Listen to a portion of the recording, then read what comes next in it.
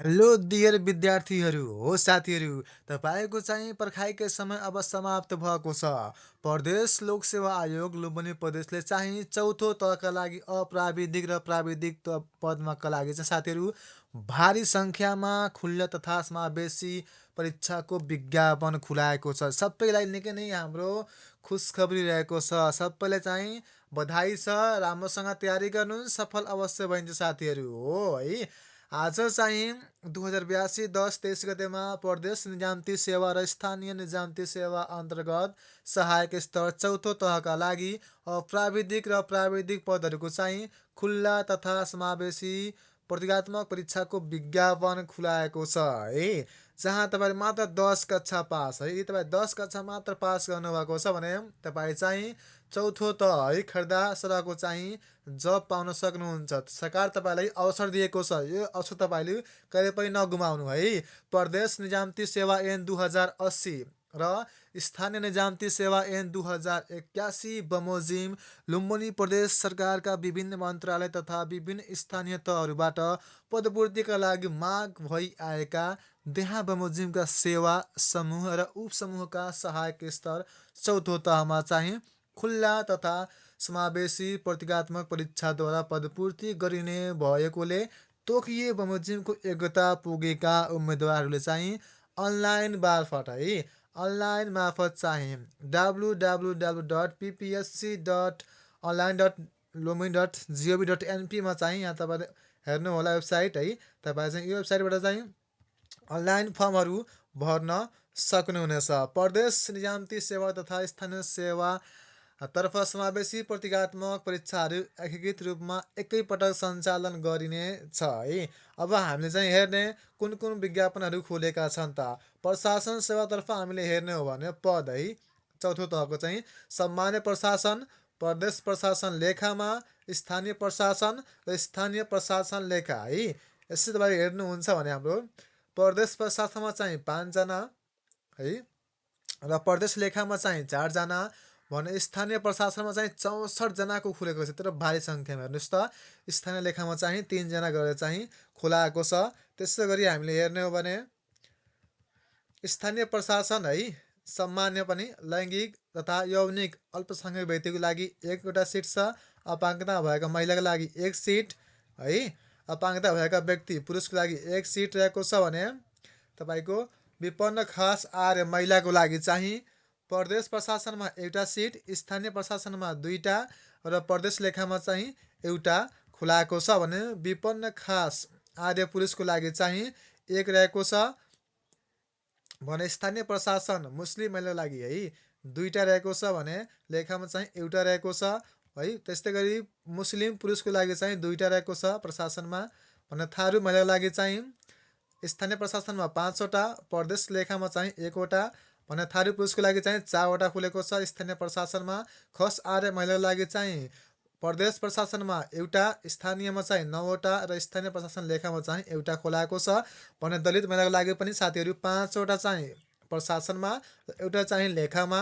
त्यसै गरी दलित पुरुषको लागि पनि एउटा चाहिँ सामान्य प्रशासन प्रदेशतिर भने चाहिँ स्थानीय प्रशासनमा चाहिँ 4वटा, स्थानीय प्रशासनमा चाहिँ फेरि 5वटा है र स्थानीय लेखामा चाहिँ 1वटा खुलाएको छ भने मधेसी पुरुषको लागि चाहिँ प्रदेशमा एउटा, स्थानीयमा चाहिँ 5वटा, आदिवासी जनजाति महिलाको लागि चाहिँ स्थानीय प्रशासनमा 6वटा र स्थानीय प्रशासनमा चाहिँ एउटा रहेको छ लेखातर्फ है।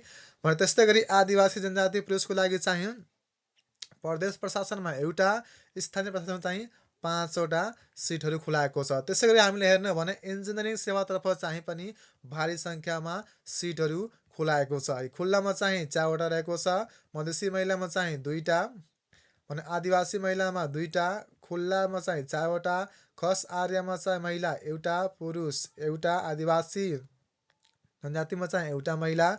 त्यसै गरी हामीले हेर्ने हो भने कृषि सेवातर्फ पनि खुलाएको छ जस अन्तर्गत चाहिँ हामीले प्रदेश कृषिमा चाहिँ एउटा, स्थानीयमा 9वटा, प्रदेश कृषिमा चाहिँ फेरि एउटा र स्थानीयमा चाहिँ हाम्रो 7वटा चाहिँ खुलाएको छ। विपन्न खस आर्यमा चाहिँ महिला 1 जना।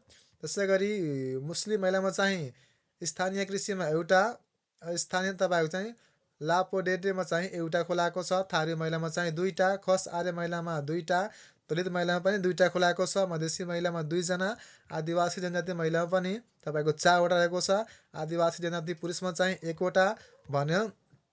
खुल्लामा चाहिँ है प्रदेश कृषितर्फ र स्थानीय कृषितर्फ चाहिँ तपाईँको 1-1वटा खुलाएको छ भने स्थानीय बागवानीमा चाहिँ एउटा भने कृषि प्रसामा चाहिँ 3वटा खुलाएको छ, खस आर्य महिलामा चाहिँ एउटा, मधेसी महिलामा एउटा, आदिवासी जनजातिमा चाहिँ एउटा।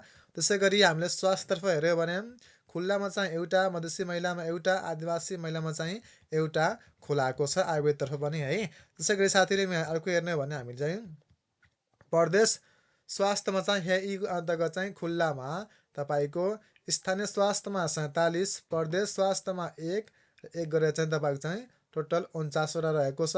लैङ्गिक तथा यौनिक अल्पसङ्ख्यकमा चाहिँ 1 सङ्ख्या, अपाङ्गता भएका महिलाको लागि एउटा, विपन्न खस आर्य महिला 2वटा है, विपन्न खस आर्य पुरुष चाहिँ एउटा, मुस्लिम महिला 2टा, मुस्लिम पुरुष एउटा, थारू महिला 3वटा सिट, थारू पुरुषको लागि 3टा, खस आर्य महिलाको लागि 7 जना। त्यसै गरी दलित महिलाको लागि 4, दलित पुरुषको 3टा, मधेसी महिलाको चाहिँ 5, मधेसी पुरुषको लागि 3, आदिवासी जनजाति महिलाको लागि 4, आदिवासी जनजाति पुरुषको 4। त्यसै गरी तपाईँको चाहिँ प्रदेश हामी चाहिँ हेर्ने भने प्रदेश स्वास्थ्यतर्फ चाहिँ खुल्लामा चाहिँ तपाईँको एउटा, स्थानमा चाहिँ 42वटा रहेको छ भने अनियमिततर्फ चाहिँ हामीहरूको स्थानीय स्वास्थ्यमा चाहिँ लैङ्गिक तथा यौनिक अल्पसङ्ख्यकको लागि एउटा सिट खुलाएको छ।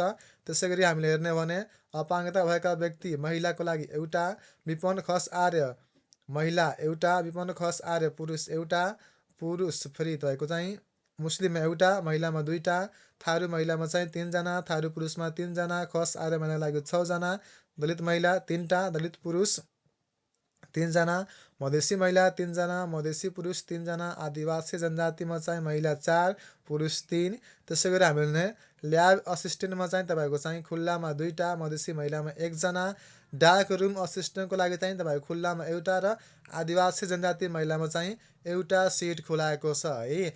र साथीहरू आर्थिक वर्ष 2081-82मा विज्ञापन भई सिफारिस नभएकोले पुनः विज्ञापन यो यत्रो सङ्ख्यामा चाहिँ गरिएको छ। परीक्षक हामीले कृषिमा हेर्ने भने पाठ्यक्रममा तोकिएअनुसार हुनेछ। यदि तपाईँ चाहिँ जुन पदको पाठ्यक्रम तपाईँलाई चाहिन्छ कृपया कमेन्ट गर्नुहोला, हामी तपाईँलाई उपलब्ध गराउँछौँ। यसको चाहिँ परीक्षा केन्द्र कहाँ हुन्छ, सबैको चाहिँ बुटुलमै हुन्छ है। परीक्षा मिति, समय, स्थान चाहिँ परीक्षा सम्बन्धी जानकारी आयोगको वेबसाइटमा पछि चाहिँ प्रकाशन हुन्छ। परीक्षाको माध्यम चाहिँ लिखित परीक्षाको माध्यम भाषा नेपाली वा अङ्ग्रेजी अथवा नेपाली र अङ्ग्रेजी दुवै हुनेछ। दरखास्तको माध्यम चाहिँ तपाईँको चाहिँ ppsconline.lumani.jp मा फर्म भर्नुहोला। यदि तपाईँलाई फर्म भर्न आउँदैन भने 9812902150 अवश्य टिपोट गर्नुहोला। 9812902150 को नम्बरमा तपाईँ जुन पनि पदमा आफ्नो चाहिँ आवेदन दिन चाहनुहुन्छ भने तपाईँ घरबाट बसी तपाईँ फर्म भर्न सक्नुहुन्छ। 9812902150 को चाहिँ वाट्सएपमा अवश्य सम्पर्क गर्नुहोला। र तपाईँको चाहिँ दरखास्त दस्तुर हेर्ने हो भने हामी चाहिँ 400 रहेको छ भने समावेशीको लागि थप 150 हुनेछ। र तपाईँको चाहिँ दरखास्त दस्तुर बुझाउने विधि चाहिँ हाम्रो अनलाइन मार्फत पनि हुन्छ र अफलाइन दुइटै तपाईँ तिर्न सक्नुहुन्छ है। त्यसै गरी साथीहरू हामीले हेर्ने हो भने दरखास्त दिने अन्तिम मिति चाहिँ 2082-11-14 गतेसम्म सिङ्गलमा, डबलमा चाहिँ 11-21 गतेसम्म है। जुन दिन चाहिँ हाम्रो निर्वाचन हुन्छ नि त्यो दिन चाहिँ हाम्रो अन्तिम मिति रहेको छ। दोब्बरमा उमेर हद हामीले हेर्ने हो भने साथीहरू निजामती सेवाका पदहरूमा चाहिँ 2082-11-14सम्म 18 वर्ष उमेर पुरा भई 35 वर्ष ननागेको भने महिलाको हकमा चाहिँ 40 वर्ष ननागेको र स्वास्थ्य सेवाका हकमा भने 45 वर्ष ननागेको हुनुपर्नेछ है। बाँकी तपाईँले कोटा अगाडि हेर्नु भएन, अपाङ्गता भएको महिलाको लागि मधेसी महिला, मुस्लिम महिला सबै तपाईँले हेर्नुभयो साथीहरू। बाँकी तपाईँ चाहिँ कागजपत्र चाहिँ के लाग्ने हो भन्दाखेरि तपाईँको चाहिँ फोटो लाग्छ, सिग्नेचर लाग्छ, नागरिकता लाग्छ, ट्रान्सक्रिप्ट, क्यारेक्टर सर्टिफिकेट चाहिँ तपाईँलाई हाल्नुपर्ने हुन्छ। यदि तपाईँ चाहिँ कुनै समावेशीमा भर्नुहुन्छ भने त्यो समावेशीको चाहिँ सिफारिस प्रमाणपत्र पनि तपाईँले पेस गर्नुपर्ने हुन्छ। साथीहरू यदि तपाईँलाई अनलाइन दरखास्त फारम भर्दा केही समस्या भयो भने यो नम्बरमा सम्पर्क गर्नुहोला।